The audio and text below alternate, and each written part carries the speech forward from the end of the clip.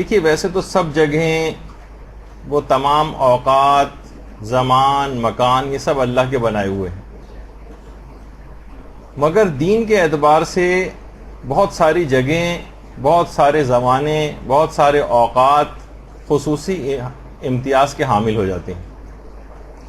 یوں تو دیکھیے تمام راتیں ہی اللہ کی بنائی ہوئی ہیں، لیکن جو شب قدر ہے اس کا ایک خصوصی امتیاز ہے۔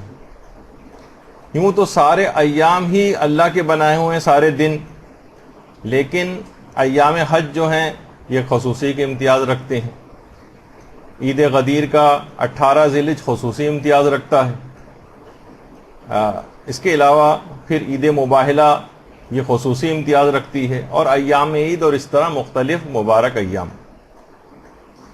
اچھا، اسی طرح سے پروردگار نے کچھ زمینوں کو بھی خصوصی امتیاز بخشا ہے، زمین کے کچھ علاقوں کو، کچھ شہروں کو۔ انہی میں سے ایک شہر قم بھی ہے، قم بھی اسی میں شامل ہے، اور یہی وجہ ہے کہ ہمارے چھٹے امام جعفر صادق علیہ الصلوۃ والسلام صلی اللہ علیہ محمد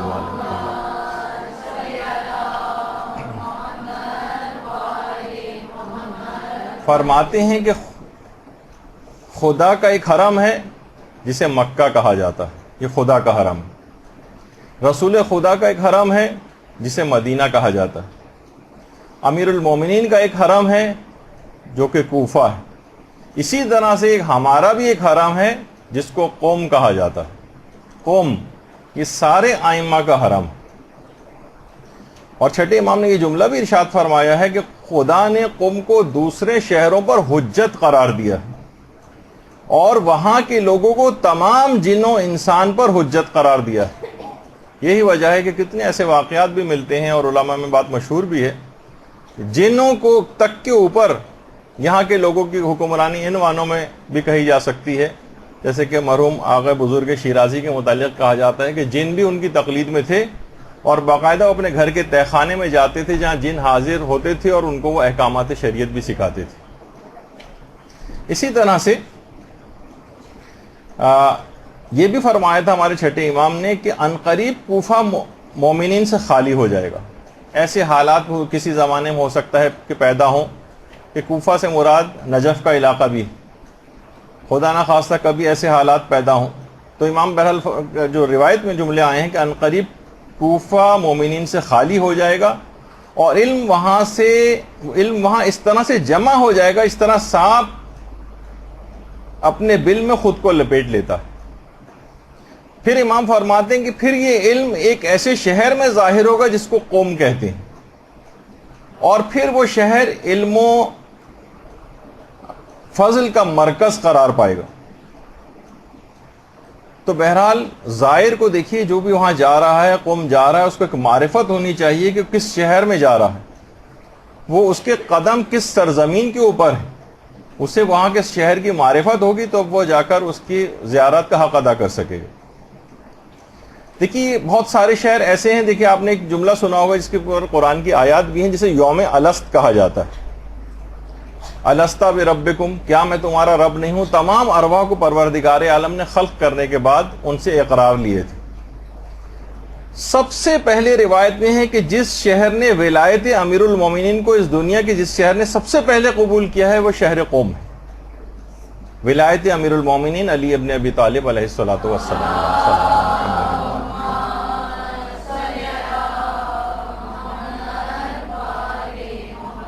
یہی وجہ ہے کہ روایات میں یہ بات آئی ہے کہ جنت کا ایک دروازہ قم کے لیے کھولا گیا۔ بہت سی روایات میں 3 دروازوں کا بھی تذکرہ ہے۔ جنت کے جو دروازے ہیں ان میں سے 1 یا 3 دروازے اہل قم کے لیے کھولے گئے۔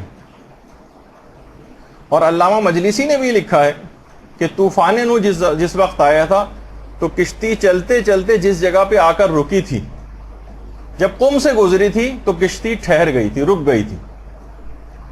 اور یہ بھی لکھا ہے کہ یہ زمین، جو قوم کی جو زمین ہے، یہ اصل میں بیت المقدس کا یا بیت المقدس کا ایک ٹکڑا ہے۔ اور یہی وجہ ہے کہ ہمارے چھٹے امام نے یہ جملے بھی ارشاد فرمائے ہیں کہ جب بھی تم پر کوئی مصیبت پڑے تم قم پہنچ جاؤ، کیونکہ وہ فاطمیوں کی پناہ گاہ اور مومنین کے لیے جائے امن، قم جائے امن۔ پھر ایک سوال یہ پیدا ہوتا ہے کہ آخر قوم کا نام قوم کیوں پڑا؟ قوم کیوں پڑا اس کا نام؟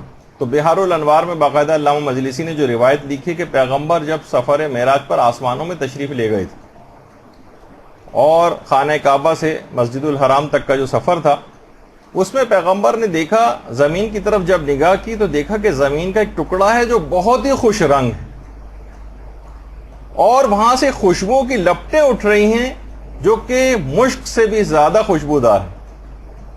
اور پیغمبر نے یہ بھی دیکھا کہ اس زمین کے اوپر ایک افسردہ حالت میں کوئی بوڑھا بیٹھا ہوا ہے۔ جبریل سے پیغمبر نے پوچھا، ہے جبریل، اچھا دماغ میں یہ بات رہے کہ پیغمبر جب کسی سے کوئی اس طرح کی چیز پوچھتے ہیں تو اس کا مقصد ایک لوگوں کی تعلیم کرنا ہوتا ہے، یا پیغمبر کے اپنے علم کے مطابق جب وہ کسی چیز کی طرف متوجہ ہوتے ہیں تو علم حاصل ہو جاتا ہے، اور پیغمبر ہر وقت اپنے علم کا استعمال بھی نہیں کرتے تھے، جو کہ ایک الگ عقائد کی ایک بحث آتی۔ تو جبریل سے جب اس کے متعلق استفسار کیا تو جبریل نے کہا کہ یا رسول اللہ، یہ آپ کے اور آپ کے شیعوں کی زمین کا ایک ٹکڑا ہے جس کا نام قوم ہے۔ پیغمبر نے پوچھا، یہ بوڑھا یہاں پر کون بیٹھا ہوا ہے جو افسردہ حالت میں؟ جبریل نے کہا یا رسول اللہ، یہ ابلیس ہے۔ پیغمبر نے کہا مجھے فوراً اس کے پاس لے کر چلو۔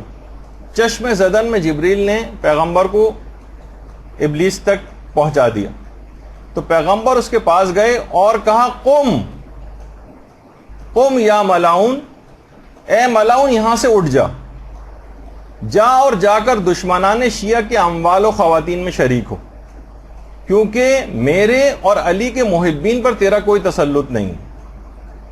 تو پیغمبر نے یہ جو جملے کہے قم یا ملاؤن، اس وجہ سے اس کا نام قوم پڑ گیا۔ ابلیس کو کہا کہ اٹھ جا یہاں سے۔ تو اس حوالے سے بھی یہ چھٹے امام کی بہار کی 60ویں جلد کے اندر ایک اور روایت ہے کہ اس کا نام قوم کیوں پڑا، کہ اس میں امام نے فرمایا کیونکہ اس کے لوگ جس وقت قائم آل محمد کا ظہور ہوگا، اللہم صلی علی محمد و آل محمد،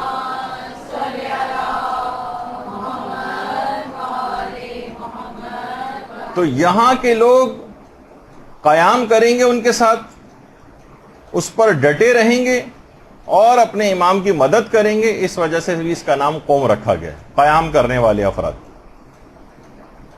اور یہی وجہ ہے کہ ہمارے 7ویں امام امام موسیٰ کاظم علیہ الصلوۃ والسلام نے بھی صلی اللہ علیہ وسلم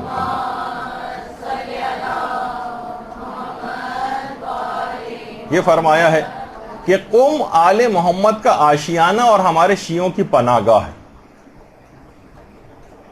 اور اس کی ایک اور وجہ جو قوم کی ہے وہ یہ ہے کہ قوم کی وجہ تسمیہ کیوں اس کا نام قوم رکھا گیا، کہ جیسے ہی امام زمان علیہ السلام کا ظہور ہوگا تو سب سے پہلے اہل قوم فوراً قیام کریں گے اور خدمت امام میں حاضر ہو جائیں گے۔ درود بھیجیے محمد علیہ وسلم۔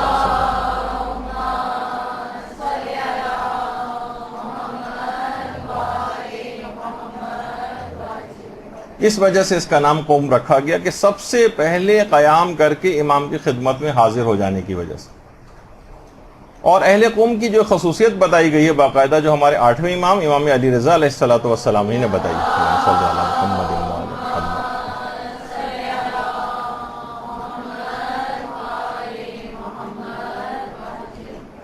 کہ جنت کے 8 دروازے ہیں، جس میں سے ایک اہل قوم کے لیے، اور بہت سی جیسے کہ میں نے کہا کہ روایات میں 3 دروازوں کو بھی تذکرہ آیا۔ پھر امام نے فرمایا فَطُوبَى لَهُمْ ثُمَّ طُوبَى لَهُمْ ثُمَّ طُوبَى لَهُمْ، پس خوشخبری ہو اہل قوم کے لیے، خوشخبری ہو اہل قوم کے لیے، خوشخبری ہو اہل قوم کے لیے، یعنی 3 دفعہ ان کے لیے امام نے خوشخبری کا لفظ اہل قوم کے لیے جو ہے وہ استعمال کیا۔ لیکن یہ بھی کہا جو ہمارے چھٹے امام نے کہ کوئی ظالم جب بھی کبھی اہل قوم کے لیے برائی کا ارادہ کرتا مگر یہ کہ اللہ جلد ہی اس کے اوپر عذاب نازل کر دیتا، یعنی کوئی بھی ظالم اگر اہل قوم کے لیے برائی کا ارادہ کرے گا اللہ بہت جلد اس پر اپنا عذاب نازل کرے گا، بشرطے کہ یہ لوگ اپنے دینی بھائیوں سے خیانت نہ کریں۔ یعنی اہل قوم پر یہ خصوصیت اس وقت تک رہے گی جب تک کہ وہاں رہنے والے افراد ایک دوسرے سے خیانت نہ کریں. جیسے کہ ہر چیز میں کچھ حدود و قیود اور شرائط ہوتی ہیں، اس لحاظ سے ایک شرط خصوصیت کے ساتھ یہ بھی بتائی گئی.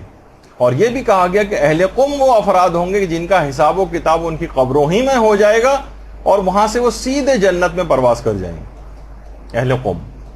اچھا یہ بات یاد رہے کہ اہل قم میں ہر فاسق و فاجر یا خدا نہ خاصہ کوئی ایسا شخص وہاں جا کر رہنے لگے یا کوئی ظالم، اس سے وہ مراد نہیں. جو ان خصوصیات کے حامل ہوں لیکن اس جگہ کے اوپر بھی رہتے ہوں، ان کے اندر یہ خصوصیات اور یہ فضائل ان کے اندر آ جاتے ہیں. اچھا اسی طرح سے یہ بھی کہا کہ خدا اہل قم کی برائیوں کو نیکیوں میں تبدیل کر دے گا، اور ان کے لیے بہت جملے استعمال ہوئے ہیں روایات کے اندر کہ ہم اہل رکوع و سجود و قیام و قعود ہم الفقہاء الفہماء. یہ بہت ساری الگ الگ طریقوں سے روایات جو ہیں وہ آئی ہیں. ہم اہل الدرایت والروایا یا والولایہ بہت سی جگہوں کے اوپر آیا ہے کہ قوم کے جو لوگ ہیں وہ اہل رکوع ہیں، اہل سجود ہیں، اہل قیام ہیں، اہل قعود ہیں، اور دین کی انتہائی سمجھ رکھنے والے فقیہ ہیں. اور یہ اہل درایت ہیں، اہل روایت ہیں، اہل ولایت ہیں، بہترین عبادت کرنے والے ہیں. آپ دیکھیں کتنے فضائل قوم کے بیان ہو رہے ہیں. اور آپ لوگ حیران ہوں گے کہ آج کل بہت سارے ایسے افراد، کم علم قسم کے افراد، وہ باقاعدہ ان قوم کے مجتہدین کا مذاق اڑایا جاتا ہے، ان کو سر جو ہے برملا اور لوگوں کے سامنے یا کچھ دینی پروگراموں میں ان کو گالیاں دی جاتی ہیں، کیا کچھ کیا جاتا ہے. اور دیکھیں کتنی روایات وہاں کے اہل علم افراد کے لیے اور اہل قوم کے لیے جب کہ آئیں. تو اور یہ خصوصیات اہل قوم میں بہت شروع سے ہیں. کہا جاتا ہے کہ اہل قوم وہ افراد ہیں جنہوں نے سب سے پہلے شہروں کے اعتبار سے سب سے پہلے اپنے اموال جو تھے ان کے پاس، ان میں سے خمس نکال کر اہل بیت تک پہنچایا. سب سے پہلے اہل قوم والے افراد نے. اور یہی وجہ ہے کہ جب کریمہ اہل بیت حضرت معصومہ قم سلام اللہ علیہ اللہم صلی علی محمد و آل محمد،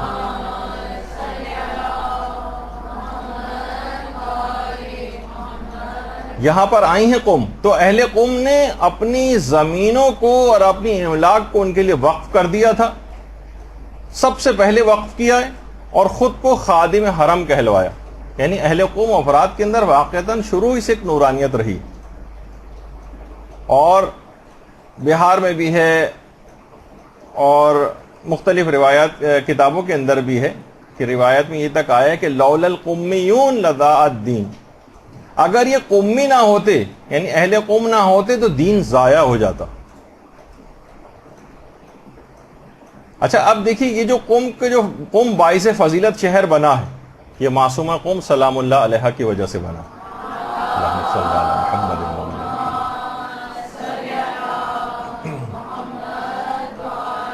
اور اہل قوم معصومہ کی وجہ سے شرف و فضیلت کے حامل ہوئے. یہی وجہ ہے کہ امام خمینی کا باقاعدہ جملہ ہے کہ آج تک جو کچھ بھی مجھے حاصل ہوا ہے وہ سب کا سب معصومہ قوم کی زیارت کا صدقہ ہے.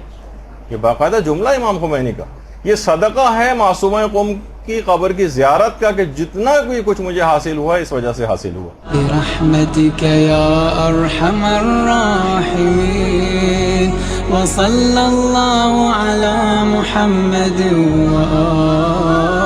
آلہ الطاہرین.